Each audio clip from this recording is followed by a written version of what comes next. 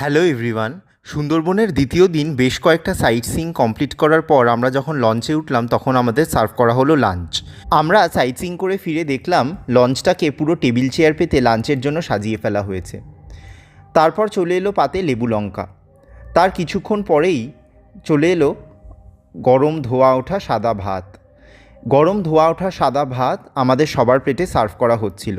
তারপর চলে এলো টেস্টি ভেজ ডাল। ভেজ ডাল আর গরম ভাতের কম্বোটা দারুণ খেতে লাগছিল। দেন চলে এলো আলু ভাজা। আলু ভাজা শেপটা কিন্তু আজকে প্রথম দিনের থেকে একটু অন্যরকম।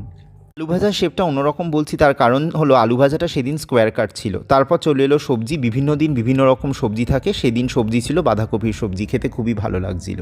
বাঁধাকপির সবজি শেষ করতে না করতেই চলে এলো দুরকম মাছ। প্রথমে হলো কাতলা মাছ। কাতলা মাছের বড় বড় সাইজের পেটির পিস আমরা নিয়ে নিচ্ছিলাম, কারণ আমরা পেটির পিস প্রেফার করি। কাতলা মাছের ঝোলটা অনবদ্য অসাধারণ করেছিল। কাতলা মাছ খাওয়া শেষ হয়ে যেতেই আমাদের পাতে পড়ে গেল চিংড়ি মাছের মালাইকারি। চিংড়ি মাছের মালাইকারিটা জাস্ট ওয়াও। গ্রেভিটা আর চিংড়ি মাছটা দুটোই খুব টেস্টি ছিল। চিংড়ি মাছটা একদম ফ্রেশ ছিল।